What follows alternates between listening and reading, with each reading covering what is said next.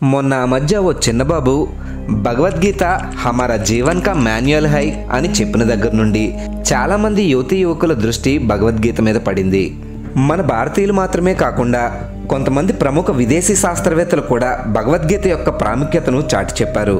అసలు భగవద్గీత అంటే ఏంటి, దాన్ని ఎవరు రచించారు, అందులో ఏముంటుంది, ఏ మనిషి అయినా భగవద్గీతను ఎందుకు చదవాలి, చదివితే వచ్చే లాభాలేంటి, భగవద్గీతను చదవడానికి ఏమైనా నియమాలు ఉన్నాయా, ఉంటే అవి ఏంటి, ఇవన్నీ తెలుసుకోవాలి అనుకుంటే ఈ వీడియోను ఎక్కడా స్కిప్ చేయకుండా పూర్తిగా చూడండి.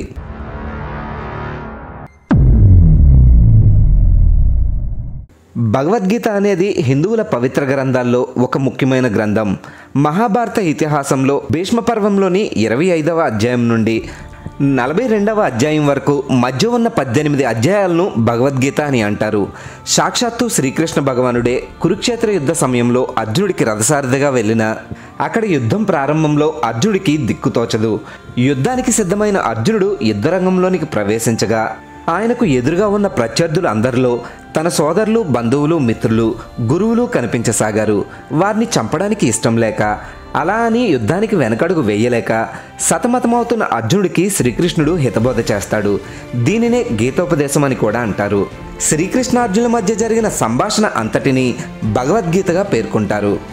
వేదాలు, ఉపనిషత్తుల్లో ఉన్న సారాంశాన్నంతటినీ శ్రీకృష్ణుడు అర్జునుడికి తేలికగా భగవద్గీత రూపంలో అందించాడని పెద్దలు చెప్తూ ఉంటారు.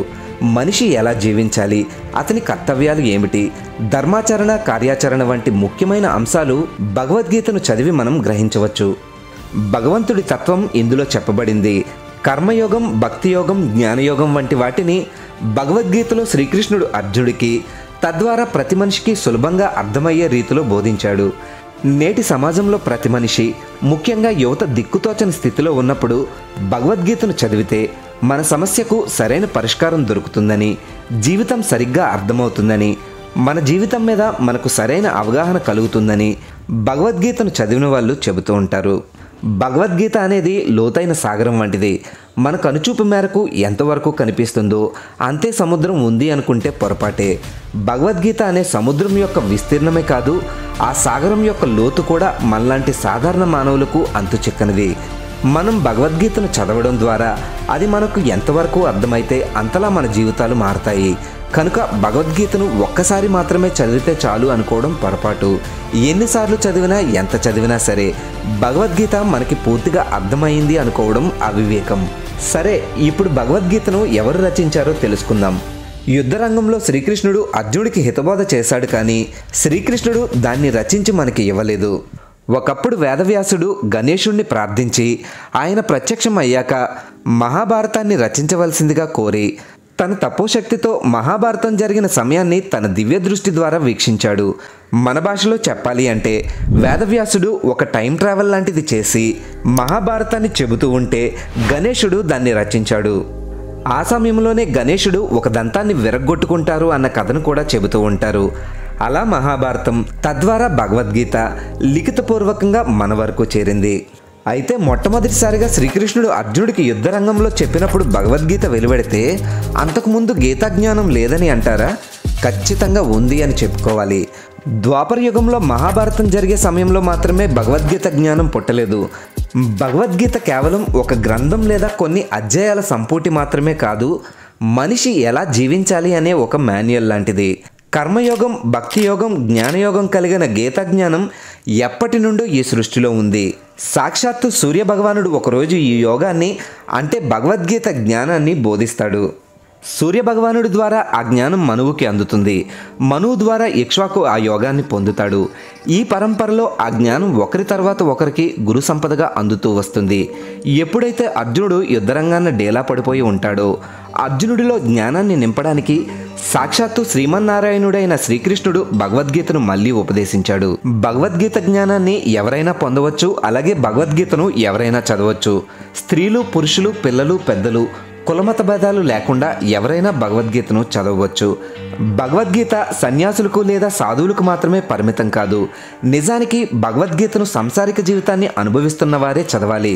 ఈ సంసార బంధనాన్ని విడిచిపెట్టి భగవంతుని వైపు మళ్ళడానికి భగవద్గీత పఠనం ఎంతో ఉపయోగపడుతుంది. చిన్నపిల్లలు భగవద్గీతను చదవడం ద్వారా సాత్వికమైన ఇంకా ప్రశాంతమైన జీవితాన్ని జీవించగలుగుతారు. ముందు చెప్పినట్లుగా భగవద్గీత అనే ఓ జ్ఞానసాగరంలో ఎవరు తమ దోసిడితో ఎంత జ్ఞానాన్ని పట్టుకోగలిగితే అంత జ్ఞానాన్ని సంపాదించుకోవచ్చు. అలాగే భగవద్గీతను చదవడానికి కఠిన నియమాలు ఏవీ లేవు. ప్రశాంతమైన మనసుతో కుళ్ళు, కల్మషాలు, ద్వేషం, కోపం లాంటి తామసిక ఆలోచనలన్నింటినీ పక్కన పెట్టి భగవంతునిపై నమ్మకం ఉంచి రోజుకి కనీసం ఒక్క శ్లోకాన్ని పఠించి దాని అర్థాన్ని మననం చేసుకుంటే చాలు. మన జీవితం మనకు తెలియకుండానే మంచి మార్గం వైపు మల్లుతుంది. శుచి, శుభ్రత, మడి, ఆచారం అనేవి మనిషి శరీరానికే కానీ మనసుకు మాత్రం కాదు. కానీ శరీరం శుభ్రంగా ఉన్నప్పుడు మనసు మరింత ప్రశాంతంగా ఉంటుంది. మనిషి శరీరానికి అంతం ఉంది కానీ ఆత్మకు అంతం లేదు. మనిషి శరీరం అనే తోలును బట్టలు మార్చినట్టుగా మారుస్తూ ఆత్మ ఈ విశ్వంలో సంచరిస్తూ ఉంటుంది. ఈ జీవితంలో భవబంధాలేమీ శాశ్వతం కాదు. మన కర్మలను అనుసరించి మన ఆత్మ రకరకాల జన్మలను ఎత్తుతుంది. భగవంతుడు నడిపించే ఈ నాటకంలో ఒక్కోసారి ఒక్కో పాత్రను పోషిస్తుంది మన ఆత్మ. అంతం లేని ఆ ఆత్మను తెలుసుకోవడమే అసలైన జ్ఞానము. ఆ ఆత్మజ్ఞానం పొందడమే మోక్షానికి దారితీస్తుంది. కామ, క్రోధ, లోభ, మోహ, మదమాత్సర్యాది అరిషడ్వర్గంలో క్రోధం చాలా చెడ్డది. కోపంగా ఉండేటప్పుడు మనిషి చాలా భయంకరమైన నిర్ణయాలు తీసుకోవచ్చు. కనుక నిర్ణయాలు తీసుకునే ముందు క్రోధాన్ని అదుపు చేసుకోవడం చాలా ముఖ్యం. మనిషి తన ఆహారపు అలవాట్లను మార్చుకోవడం ద్వారా కోపాన్ని కొంతవరకు అదుపు చేసుకోగలుగుతాడు. చేదుగా ఉన్నప్పటికీ మృత్యు అనేది అసలైన సత్యం. జీవుడిగా పుట్టినప్పటి నుండి ఆత్మ ఆ జగన్నాథుడు ఆడించే జగన్నాటకంలో తన పాత్ర పోషిస్తూ ఉంటుంది. కానీ ఆ శరీరానికి మరణం వచ్చినప్పుడు ఆత్మ మళ్ళీ తన విశ్వసంచారం మొదలు పెడుతుంది. పుట్టిన ప్రతి మనిషి ఏదో ఒకరోజు ఖచ్చితంగా చనిపోతారు. చనిపోయిన ప్రతి మనిషి మళ్ళీ తిరిగి ఈ భూమిపై జన్మించక తప్పదు. శ్రీకృష్ణుడు ఈ విషయాన్ని అర్జునుడికి బోధపడేలా చెబుతాడు. ఆత్మ జర మరణ చక్రంలో తిరుగుతూ ఉంటుంది. ఈ ఒక్క విషయాన్ని మనిషి అర్థం చేసుకుంటే ఎప్పుడో వచ్చే మరణం గురించి ఆలోచించి భయపడడం మానేసి వర్తమానంలో బతకడం మొదలు పెడతాడు. అలాగే కర్మ నుండి ఎవరు తప్పించుకోలేరు. మనం చేసే కర్మలు మంచివైనా చెడ్డవైనా దానికి తగ్గ ప్రతిఫలాన్ని ఖచ్చితంగా మనము అనుభవించి తీరాలి. ఈ జన్మలో కాకపోయినా మరో జన్మలో అయినా మన కర్మ మనల్ని వెంటాడుతూ ఉంటుంది. మనిషి ఎంత గొప్పవాడైనా సరే తన కర్మకు తగ్గ ప్రతిఫలాన్ని అందుకుని తీరుతాడు. ఇలా భగవద్గీతలో మనిషికి అవసరమైన బోధనలు చాలానే ఉన్నాయి. ఒక మనిషి వివేకవంతుడిగా మారడానికి గీతాపఠనం ఎంతో ఉపయోగపడుతుంది. వీడియో నచ్చితే లైక్ చేసి మీ ఫ్రెండ్స్ అండ్ ఫ్యామిలీకి షేర్ చేయండి. అలాగే మన ఛానల్ నుండి ఎలాంటి విషయాలు తెలుసుకోవాలనుకుంటున్నారో కింద కామెంట్ బాక్స్లో మెన్షన్ చేయండి. మరిన్ని ఇంట్రెస్టింగ్ టాపిక్స్ కోసం మన ఛానల్ని సబ్స్క్రైబ్ చేసి బెల్ నోటిఫికేషన్ని ఆన్లో పెట్టుకోండి.